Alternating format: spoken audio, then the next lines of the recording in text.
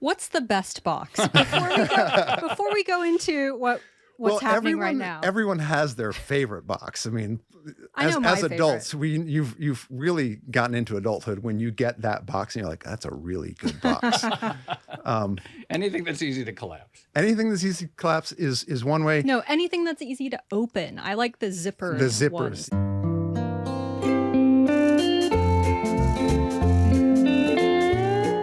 Hello and welcome to another episode of the Odd Lots podcast. I'm Tracy Alloway. And I'm Joe Weisenthal. Joe, I am going to put something on the table and you tell me what it is. Okay? Go on. All right, here I go. It is this is a corrugated, I believe, cardboard box that has tape that says fragile. And I would guess it's about, I don't know, I'm not good at measurements, maybe 18 inches by 36 inches, something like that. That is a very good physical description of a box. It's a cardboard box. However, I'm going to say you're wrong. It is, in fact, a macroeconomic indicator. The other acceptable answer is it's part of the Odd Lots logo. That's right. That's right. It's a box, and that is core to Odd Lots. But, you know, now we're going to talk about literally when you think box, you don't often first think magic money box Ponzi scheme. And when you think box, you often don't necessarily think of a container ship, which is often called a box, as in the book The Box. But I think when people think about a box, they think about a cardboard box, corrugated or not. Now is a very good time to be thinking about boxes, by the way, because there's been some commentary about this, but we've basically had a sort of boxpocalypse in the States. Are we still having one? Jury's kind of out, and we'll get into that in the discussion. But U.S. box shipments, so boxes of boxes, which I find funny, sort of boxception. Anyway, U.S. box shipments have fallen to the lowest second quarter reading since 2015. That's according to the Fiber Box Association. And so these are probably like they're like folded up. Yeah, they're flat packed. So a bunch of them, they're maybe wrapped in plastic or something like that. So shipments of those lowest since like 2015. Yeah, and I think there are some other numbers we can get into that are like the worst since the financial crisis and things like that. And obviously the concern is boxes tend to contain products that people are buying, right? Yeah. So if no one's buying boxes, what does that say about retail spending, the health of the consumer, and the direction of the broader economy? That's when you get into the macro indicator stuff. I love e-commerce, but I hate breaking down boxes. I know. I hate it so much. And then you like rip it up. It's never quick. I would like to see some innovation on the ease of collapsibility of You know what I boxes. did? Because I buy a lot. I trained my dog to rip apart Amazon boxes. Oh, that's amazing. But then he kind of went on strike and stopped doing it. Well, that would have been cool. Get your kids to do it. Yeah. Put them to work. Okay, well, I am happy to say we do, in fact, have the perfect guest. We're going to be speaking with Ryan Fox. He is a containers and packaging analyst for Bloomberg Intelligence. So, Ryan, thanks so much for coming on Odd Lots. Thanks for having me. It's so nice to actually meet you in person because we've been IBing for a while talking about boxes. I don't know how this became so interesting to me, but probably because of the decline that we've been seeing. Walk us through the numbers. Like, how bad is the actual fall in boxes of boxes, shipments of boxes? Yes. So when we think about box shipments, they are shipped, like you said, knocked down flat, or KDF for short. KDF stands for, knocked down flat. Amazing. I already learned something. And so they're shipped sometimes on pallets, sometimes they just stack them in, but they're going to, in the U.S., end markets like food manufacturers, beverage manufacturers, people who make industrial products. About 50% of the boxes that we consume in the U.S. are going to go through a grocery store. So that's a really good way to think about it. What we've seen, box shipments have fallen in the first half about 2.3%. And this is largely due to uncertainties that are stemming from tariffs. We saw a big ramp up during the pandemic, where box shipments grew the first year of the pandemic by about 3.5%, actually 2.4%, then 3.5% the following year. When we think about it in concrete terms, we talk about box shipments in terms of billions of square feet. And when we talk about billions of square feet, like 400 billion square feet would wrap around the Earth like 30 times or something like that. It's a very big number. So what exactly is being measured here? Right. So if you were to take this box here and we were to tear it all apart, and there's okay. So by the way, this is a regular slotted carton. Okay. This is a double wall box. Wait, what is it? That means not corrugated? No, this is corrugated. Let's take a little quick parenthetical thought here. So cardboard is actually not this. This is a corrugated fiberboard box for all you box nerds out there. Okay. This particular one is a double wall, so there's 5 layers. The flat sheet is called liner. The wavy part in the middle is called medium. Are you like in heaven right now? I am so much in heaven right now. You don't even know. Right. Keep talking about it. No, you don't have to stop. Anyway, so if we were to unfold this thing, separate the glue seam, and lay it out flat, and you just do basic math, right? You take your tape measure and you go width and length. Right. So that would measure it in terms of square footage. And this box right here has been cut down so it doesn't look as big as it really is, but it's probably somewhere around 20 square feet. We could measure it if we wanted to, but we won't. But if you were to do that for every single box, that's how they will measure it. What's really kind of important is these boxes are made on a variety of different machines. And one of the reasons why it's called a corrugated box is it's made on a corrugator. And that's a machine that takes different kinds of paper and it laminates together. They stick together with typically cornstarch or some other starch product. And so one of the mechanisms is called a corrugator roll, and it's a roll with these little wrinkles in it. They steam the paper and it forms those little arches, and that's what gives the board its strength.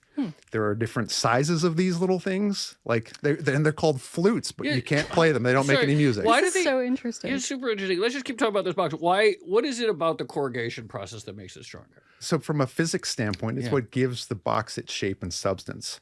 And there is a lot of science that goes behind this. In fact, we now have ways to predict how the box will perform in real world situations, just mathematically. Do we do box testing where we beat up a box? Absolutely. Yeah. And so for a lot of companies, they have to go through the ISTA, International Safe Transit Authority. They actually test the box to make sure it will hold up against UPS or FedEx, or in some instances, they go so far as to make sure that no matter what happens, it's going to survive. And those tests can cost thousands of dollars. So it's a very robust process. What's the best box? Before we go into what's happening right now. Everyone has their favorite box. I mean, as adults, you've really gotten into adulthood when you get that box and you're like, that's a really good box. Anything that's easy to collapse. Anything that's easy to collapse is one way. No, anything that's easy to open. I like the zipper. The zippers. Ones. Yeah, a lot of people like the zipper pulls. There are some boxes that are very elaborate and they don't require much at all to set them up. They kind of fold and lock in on themselves. Oh, yeah. We call those die cut boxes. They are made from a cutting die that looks like a big cookie cutter, and they will make any shape that you want to make. The most popular style is what we call a roll end box, and they can tuck on the inside, they can tuck on the outside, but this is really a nice box. It's a box that you might see if you were to buy something online, and they're really trying to go for that wow factor because they're going to get for that ta-da, kind of open the box and show off the product. Let's talk more about this box on the table here. Like, are you learned enough in the space you could say, like, oh, I think this came from X mil or X year, or like, you have any other insight to bear? Okay, so this box doesn't have it that I can see. But on most boxes that are made in the USA, there is a small little stamp on the bottom of the box. It's round, and it's called a box maker's certificate. Okay. There are around 1,100 facilities in the U.S. that make corrugated boxes. And that little stamp on the bottom will tell you what company made the box and where it's located. And more specifically, it will tell you what the stuff is made of. And you might go, well, that's kind of a stupid detail. But it goes back over 60 years. It actually goes back over 100 years to when boxes were first starting to come around. Most people don't know that corrugated boxes are only 130, 140 years old. Only implemented in the late 1890s. I'm trying to think of before this someone said, Joe, when do you think the first corrugated box? As if I would have had even begin to have a guess. Anyway, keep going. So right after the turn of the century in the early 1900s, companies were looking for ways to ship their product. The only mechanism they had in that time, we didn't really have 18-wheelers. We had trains. And so the rail companies, as they were making new rails, they're cutting down forests. They had lots of wood to do something with. So what did? They made crates. Huh. But crates were very expensive and they were very heavy. And so people were looking for alternatives. And they came up with a corrugated box. It actually goes back, funny New York story. The Dumbo area is home to the Gare building. And Gare was one of the early pioneers of paper packaging. And he kind of discovered by accident that you could score paper and create these nice little boxes. I will never look at Dumbo the same way again. Okay. Actually, that reminds me. So who are the actual big players in the paper industry? Because I don't think I could name a single one off the top of my head. I can. Oh, who? International Paper and what used to be Smurfit Stone. Oh, yeah. Smurfit. Okay. Yeah. That's good. So you're exactly right. International Paper recently got even bigger. They acquired DS Smith out of Oh, and Europe. there was one named Crown. Crown was also, Okay, well, they're keep still Why around. do you know this? I actually, in the brief time when I was an equity analyst over about 20 years ago, I think I did a little research into this space. Yeah. Box analyst, Yeah. a fellow box Yeah. analyst. All right. Very brief. I dabble in Bach. Anyway, keep going. Yeah. So International Paper recently bought DS Smith. They got even bigger. They were keeping pace with Smurfit Kappa, based out of Dublin, Ireland, who bought WestRock, who's here in the US. They became kind of the first global, like, mega company. IP followed suit. So they're the two biggest in the US and the biggest in the world. Packaging Corporation of America is number 3 in the US, followed by Georgia Pacific, Pratt Industries, and a variety of smaller independents. Boxes come from trees, right? Or lumber comes from trees. You know, we've talked about lumber a lot on the show, and one of the things that we learned, you know, there's been consolidation in the lumber space, but also, particularly after the great financial crisis, there was a lot of reduction in mill capacity. Now, that's related to housing specifically, which was ground zero. But what is the story of American mill capacity over the last 20 years, from prior to the great financial crisis to the 2010s to now? We really didn't see a whole lot of new mill capacity come along like 20 years ago, but we did see there was some investment. There were some new mills that would come along. I actually spent 10 years working in the corrugated packaging industry before coming to Bloomberg, and worked for one of those integrated companies who has their own paper mills. The mills that I worked for were 100% recycled. And so some of their investment would have shown up in that last 20 years. They've built many of the most recent mills over the last 20 years. But we really saw an explosion of growth right around the time of the pandemic. So in 2023, 2.5 million tons of new 100% recycled containerboard making capacity came online. And now containerboard is a technical term. It's the big term for the paper that goes in these boxes. Cool. So containerboard means linerboard and or the medium. So that's this big term. So everyone's shipping flour for their like sourdough or something during the pandemic, or buying new ovens to remodel their houses while they can.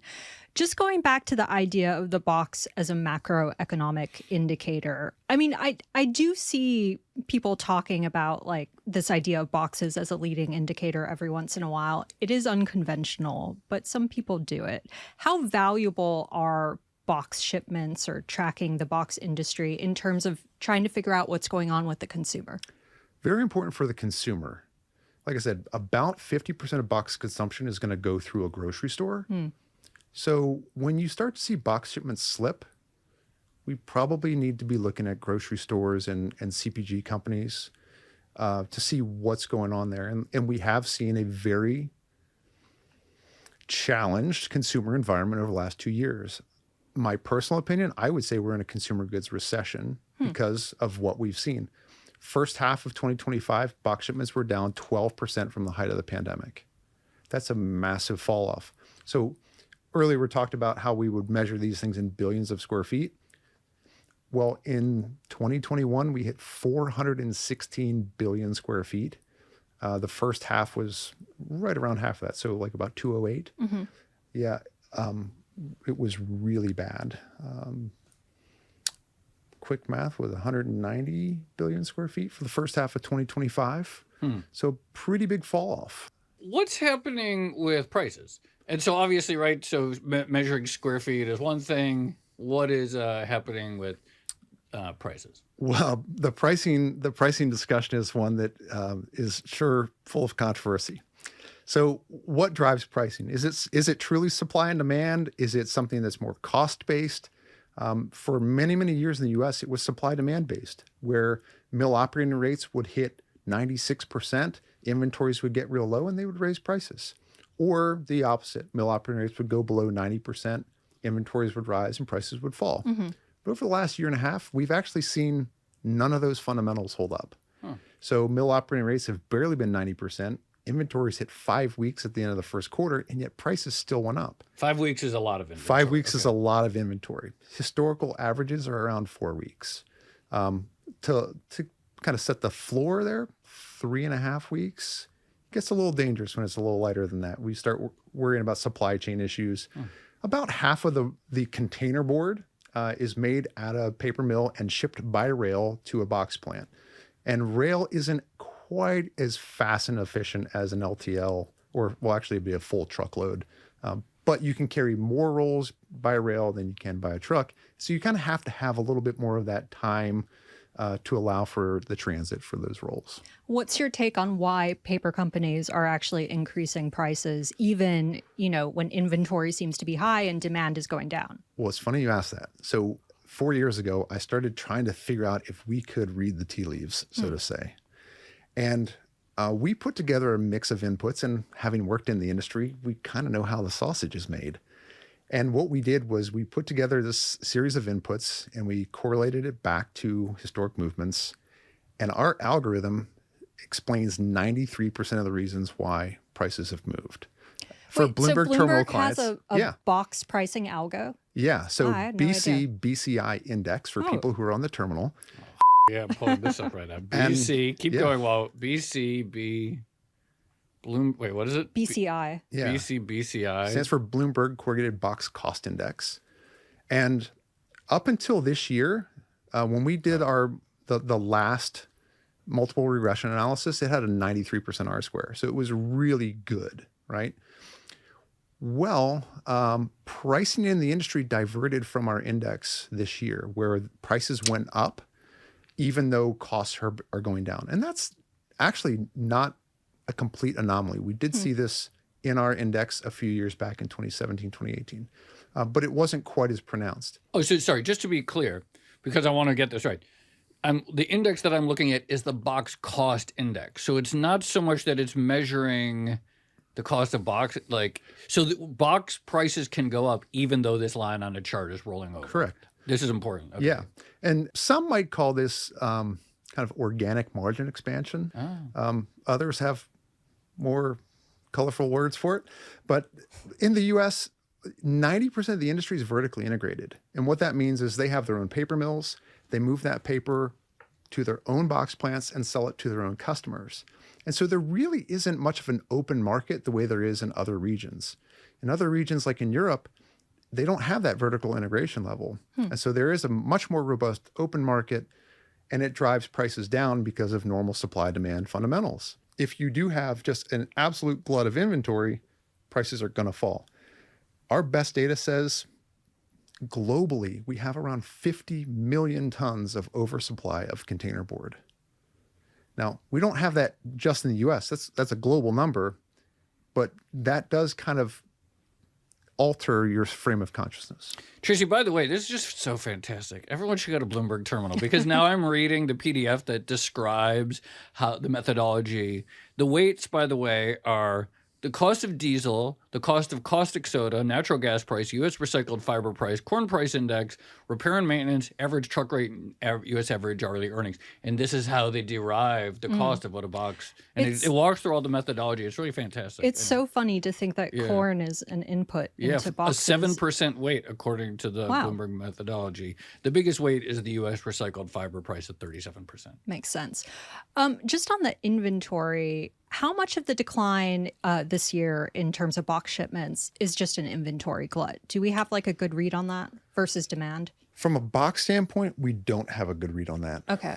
If we're thinking about the grocery store, those boxes turn over very quickly. Having worked in the industry, the box is going to get made at the box plant. It's going to go to a customer.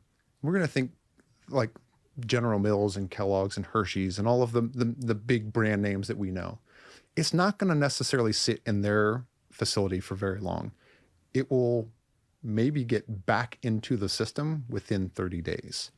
In fact, I've been to the grocery store, and my kids hate it when we go to the grocery store because I'm always turning over boxes to see who made them. But sometimes they will date stamp the boxes as to when they were produced. Oh. And I've seen as quick as 30 days in the store. And oftentimes when Smurfit Kappa bought Westrock, I was able to see a brand new Smurfit Westrock BMC within 90 days of that transaction. So it's just an interesting little like tidbit. And if you find yourself turning boxes over from now on, I'm going to start doing that. How stable is the relationship between square footage of boxes and the actual goods sold in boxes? And the reason I ask this is, I remember the first several times that I ordered groceries, for example, online, and I would get these deliveries. I was like, this seems really inefficiently packed. Like you get a box and there's 2 tomatoes in there, and it's like, did they really need to just have this? Or Amazon is a classic example. So, of but this. I imagine that Amazon doesn't love this either. I imagine they're always trying to optimize for box capacity such that you buy a new remote control for your Kindle Fire or whatever. It doesn't come in a big box. Is there progress always being made on the efficient use of the cubic footage space within these boxes? Yes. All right. So let's talk about 2 things first. First, we're going to talk about who the consumer is. Yeah. And second, we'll talk about right sizing. So first, when we think about consumers, Walmart's, Target's, Amazon, Home Depot, they are consumers. And the majority of boxes that are made are intended for them, not for us. In fact, that's why they call them big box stores. Right, right. So we can get into this later, but this old box actually has its own aftermarket in which probably 80% of the stuff that we recover comes from those stores, not from our doorsteps. Okay. So when we think about consumers, we really need to think about the big stores first, because that's who the main consumers of these boxes are. And so when you think about the changes that we're seeing, if we're seeing significant changes at those stores, we may be thinking about things like shrinkflation or companies altering the size of their products and then having to alter the size of the boxes that hold them. So I think while it's an important idea, it's probably less significant than what we get at our homes. And Amazon, for instance, let's talk about traditional e-commerce, or I think I may start referring to this as cart to carton commerce. Oh, very like good. that. Yeah, because e-commerce today, or digital sales, as some people talk about it, can also include things like Uber Eats or Instacart. It could also include a buy online, pick up at the store. So a cart to carton commerce might be a better way to think about it, or like I don't know. Maybe you can come up with a new term. I'll think about it. So Amazon, from our best guesses, represents about 8% of all of the boxes made in the US, at least in 2024. And what we're seeing from a lot of these companies who do that kind of traditional e-commerce or the cart to carton, we're seeing a right sizing. So you may have gotten an Amazon box that looks a little bit weird, right? It's lightweight, real paper. It's folded in on itself. It's got that zipper pull on it. And it just doesn't quite look like this box on the table that's been taped up and it's a regular slotted carton. You may have seen that. Or you may have gotten a paper mailer. And Amazon has really been forging the way in mailers and in packaging technology. Wait, what's a paper mailer? A paper mailer is a bag that is made from paper. Oh, I've only ever gotten the plastic ones of those from Amazon. I don't think I've gotten a... Oh, wait, no, I probably have, with the bubble wrap inside. Some of them don't even have bubble wrap anymore. I haven't gotten one of those. Okay, but this reminds me, if I am working in the procurement department of an Amazon or, I don't know, a Walmart or someone like that, what are the factors that go into me deciding what boxes I actually want for the business? That's going to be a reflection of what your product is. And every product has its own specification or what kind of box it needs. So if you're making a widget, you will determine how many of those widgets are going to go into a box. And that's going to be a function of its weight and fragility and what kind of other internal packaging you might need. Let me ask this question in a different way. Why does Amazon, at least historically, seem to like big boxes? Well, I don't know that I can answer for Amazon on that one, but it does seem to be maybe at the discretion of people who are packaging at their packing stations and what their available inventory of boxes might be like. I've seen some of these things in action. It's just a small packaging desk of sorts with some overhead bins that have knockdown flat boxes in them. This must be an interesting sort of engineering problem, because I might at the end consumer level say, look at this inefficient use of box space. I got a box and all has a little remote control. On the other hand, maybe the optimization occurred because the packer has 4 boxes to choose from. And if they had more choices, maybe they could have had a more efficient space to good ratio, but then that would have taken up more warehouse space and made that whole process less efficient. So there's probably all kinds of algorithms that I'm not even thinking about as the end consumer here. There are lots of algorithms. And when you think about boxes and packaging in traditional e-commerce, they are looking to optimize not just from a packaging standpoint, from a pricing position, but really from a cube in the shipments, right? So we have to think that Amazon's going to process all these orders, or Chewy, or whatever the e-commerce platform is. They process the orders. They're going to go through their distribution centers. And if you're Amazon, you have your own trucks. You want to make sure that you can put as many of those things on a truck as possible. There's all kinds of different points at which the optimization could occur for, including packing the truck. When we're talking about broader macroeconomic data these days in particular, there are a lot of questions about the degree to which the aggregates are missing part of the story. And specifically in a lot of commerce these days, anytime there's some retail CEO, they're like, things are holding up well, but it's really being driven by the high end. The high end is keeping it afloat. The middle consumer is getting squeezed. Lower income is getting squeezed. All kinds of things. Are there different? We're talking in aggregates when you talk about box square footage having been shipped. But is there more granular data that one could look at in terms of the quality of cardboard, et cetera, that could tell us different things about what's strong within the economy, even if the big numbers are declining? The fancy boxes. The fancy boxes, not really. Okay. So one of the problems that our industry faces is that we don't have great data. Having worked in the industry and having provided that data, it's a chore that no one really double checks. You've brought on a new customer, right? And you're submitting all your paperwork for the new customer. One of those things is a classification of their NAICS code, the North American Industry Code. Well, no one ever checks to make sure that's proper, right? You just kind of wing it. You look it up and see if they've maybe filed it with the Secretary of Commerce or something like that, and that's it. So the granular data is murky at best, but it is insightful and it is consistent, because there is a cost to changing your supplier. Like we do see it happen. And for very big box customers, they don't like changing. You have a long-standing relationship, typically many, many years. You have lots of SKUs. And if you're a really big company and you have operating facilities all over the place, you don't want to go through that. So the data, while murky, might be consistent. And we do see some of those things. Like in 2024, for instance, we saw that manufactured food fell by 3.7%. So if you combine that with beverage, it was a little over a 4% decline in box usage. Now, how do we describe that? Did those companies see similar falls in their volume?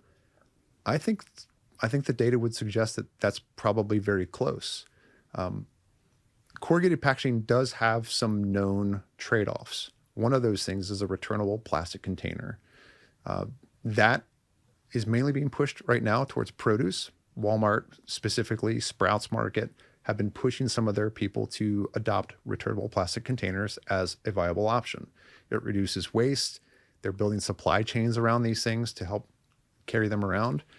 So that is one of the things that we've seen kind of cut into box consumption. We don't know that it's a big thing yet, but it is out there and it is a thing.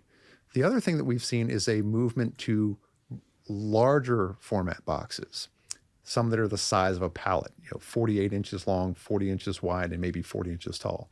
A great playhouse for your young kids. I remember doing that with huge boxes, turning them into houses. Why would anyone invest in this space currently? Because when you describe this enormous glut in supply, and then the fact that demand is going down, maybe it's because of the tariffs, maybe if the US starts manufacturing more goods, it'll start to pick up again. But it seems like most of the lines are kind of trending in the wrong way. What exactly is like the allure of this industry? That's a great question, and I wish I knew the answer. Other than they do have dividends that they have been paying and consistently paying. So it's considered like a fairly like stable dividend. Very play? stable dividend. Okay. I think it's a pretty safe investment. We do see. I mean, it's a very popular from a terminal standpoint. I get Bloomberg clients that reach out all the time. They're looking to figure out if this is still a good investment. And while we don't do buy, sell, hold recommendations, we still see a lot of traffic in these lanes. Does it just depend on how big your company actually is and how much pricing power you have in the market? Well, see, I think that's a myth. I think there really isn't pricing power. If there were pricing power, we wouldn't see some of the actions that we're seeing in the world today. And what I mean by that is there are some mills that make a really robust paper. It performs really, really well. And there are scientific properties to that paper that set it apart from anything else. And yet they aren't getting the premium that they should be getting because there is an alternative. And it's like wanting a Ferrari and settling for a Mustang. They're both great, but one obviously has the allure and one has its client base too. And when you can buy a Mustang and it works, you're not always going to want to buy that Ferrari. Well, actually, this sort of gets me to where I want to go. First of all, what would be the name of the biggest box or packaging expo in the United States, like that gets together somewhere? Yeah, in big round terms for packaging, Pack Expo. Where's that? Vegas? This going to be in Vegas this year. Maybe we'll go one day. All right, so setting aside the volume and pricing trends, which we take for granted everyone is curious about, what would be the hot topics right now that would be discussed at Pack Expo? Ooh, sustainability has been a really big topic for a long time, and it's matched with extended producer responsibility laws. So this is a state-by-state initiative to basically shift the burden of recycling away from its residents and onto the companies who are creating the waste. How does that work exactly? So right now we have a handful of states who've actually passed legislation. Oregon's the first one that is really kind of enacting this. And they've set up a fee schedule. They've measured how much waste their state produces in a month or in a year. And they've allocated a certain number of dollars per pound or cents per pound for each one of those commodities. And if you're selling something into the state, they are essentially placing a fee on the waste that you're sending in their state. And you have to pay a check to them. Can you talk a little bit more about the economics of recycling? Because I put a lot of the cardboard I use into the proper bin. The economics of recycling. But I'm always, and this goes with any recycling really, which is that when I think about the labor that actually, when I think about the degree of diligence that people, and I would say I'm probably higher than average diligence about proper bin allocation, but I know I'm not perfect. But when I think about the degree of diligence and the inefficiency and then the labor and all of this stuff, and then talk to us, like, when is it actually economical and when is it just sort of some sort of cargo cult type behavior that people engage in where there's no real purpose? Well, so most of the time, the recycling fees are paid by taxes. My street, for instance, that was not the case, and I had to pay $25 a quarter for a bin. Not terrible, but I had to pay for it. The economics in big round numbers work like this. It costs anywhere from about $400 a ton upwards to $700 a ton to go out and do the collections and processing for recovered materials. All of that stuff, so you'll see a truck come and pick up your recyclables. It goes to a facility called a MRF, a municipal recovery facility. And there it's processed, and they have lots of lines that sort things out, plastics and metals and papers and all of that stuff. And then they produce bales, so a compact cube of sorts of these materials, and then they get sold. So if we were to just use a big round number and say $500 a ton, the net ton that comes out of the MRF only has a street value between $100 to $140 a ton. Am I listening, hearing that right? That sounds terrible. That's terrible. And the craziest thing is the corrugated box is what really makes household recycling even work. Because we know from data, and this is something I challenged several years ago, our best data says that we recycle about 66% of the corrugated boxes in the US. It's a pretty good number. The industry used to say 93% of boxes got recycled. There's no way that's possible. But we don't have the data to say it's lower than 66%. But we do have a methodology that we use to kind of get there.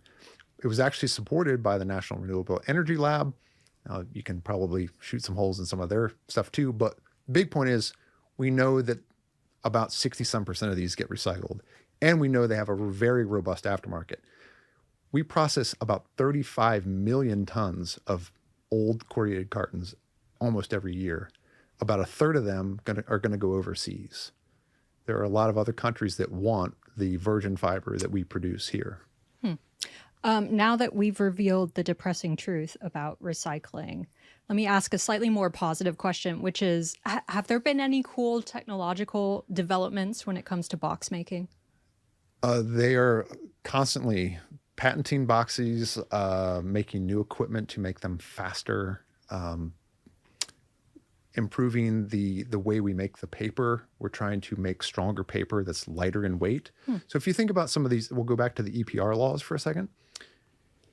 Those fees are based on the weight of what you're consuming. So if the companies can buy a lighter weight material, then their fees go down. Right. So there's a push now to see if we can lightweight the paper, make it as strong but with less weight. And so these are things that we're going to see really take some shape in the next 5 to 10 years. You know, I'm glad you mentioned export.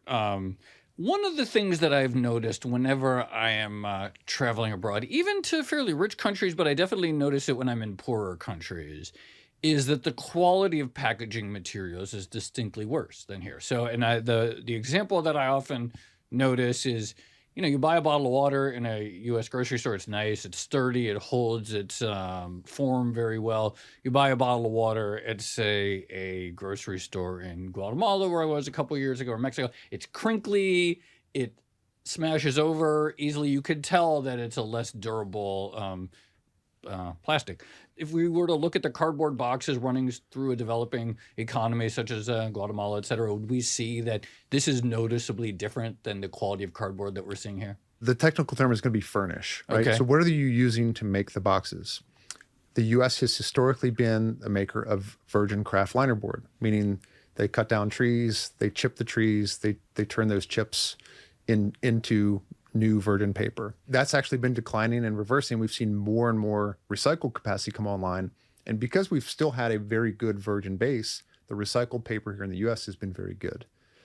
Now, in other countries, they may not have southern yellow pine, so they are buying our OCC or they're using their own OCC. OCC is old corrugated cartons, sorry. So they're just going to repulp the stuff that they have. And if they start with a low quality box, then they're going to get a low quality paper on the back end. And so sometimes they are going to have a lower grade paper. And in other areas of the world, they actually have different definitions for that kind of paper. So they would have different grades of it. And so, sometimes you get the low grade paper because it's a commodity and it'll work. So I just have one more question just to wrap it all up. That's a packaging joke. Packaging joke. Okay, wrapping it all up, summarizing, what's your prediction for the second half of the year in terms of box shipments? We think they're still going to be very challenged. Full year, we're saying they're probably going to be down 2.5%, maybe as high as 3%. It really depends on what happens. A lot of this is stemming from tariffs and policy coming out of the White House. So it really depends on how much confidence some of these companies have as they look forward. We've seen the number of containers coming into the U.S., like the cargo ships, was front loaded, right? And now that the tariffs are kind of here, or maybe they're not here, they've been kind of tapering off a bit. It will be very curious to see what happens. But to maybe think about it another way, most Americans buy stuff when they have money. And when they don't have money, they put it on credit cards. And we're seeing records amount of credit card debt. And that's not a great sign for if people are going to spend money. So we don't really think that that's a really hot outlook for for the holidays.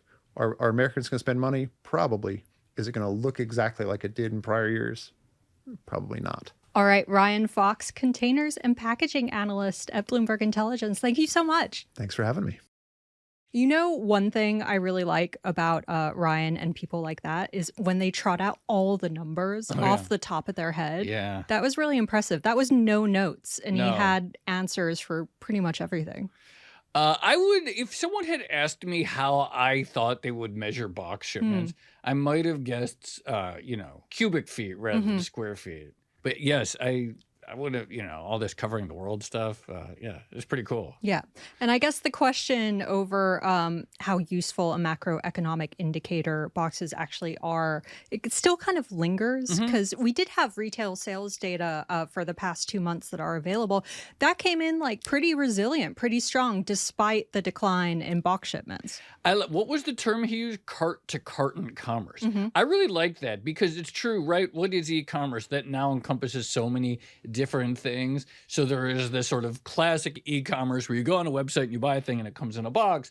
But then there's, of course, buy and you pick up at the store, and that's a slightly different variation. Or maybe you get food delivered in a cardboard box, et cetera. So I like the idea of, okay, e-commerce is so broad that if we want to have like-for-like trajectories of some of these use cases for cardboard boxes, we have to maybe get a little bit more granular. Well, that reminds me, actually, I think one thing that's still really underappreciated about the packaging industry is how much it feeds into broader inflation. Yes. And this is something I remember some economists bringing this up during the post-pandemic era. But the interesting thing is now, even though box shipments are going down, prices still seem to be kind of sticky and even going up. So what does that mean for inflation? I like to think when you buy, I always think about this, and sometimes it maybe gets a little metaphysical, but when you buy a thing in a grocery store, let's say you buy an avocado, or you buy what are you buying when you buy the avocado, right? Because, okay, there's the physical avocado that you might cut open, but then you're buying the time it's spent in a refrigerated space. You're paying rent to those owners of refrigeration. Transportation. You're buying the transportation, et cetera. It's interesting to think about any good that you buy, period, a head of lettuce, et cetera. How little is the lettuce, whatever even the lettuce means, because there is labor that went into the planting of the lettuce and there is the land of the lettuce, et cetera. So the idea of what are you buying when you're buying something, often that includes packaging, but often it's just never really clear at all what it is, except this bundle of goods and services. I'm buying an entire slice of the economy. You literally are. Okay. Now that we've gotten into a metaphysical discussion about boxes, shall we leave it there? Let's leave it there. All right. This has been another episode of the Odd Lots podcast. I'm Tracy Alloway. You can follow me at Tracy Alloway. And I'm Joe Weisenthal. You can follow me at The Stalwart. And if you enjoyed this conversation, then please better yet, subscribe or leave a comment. Thanks for watching.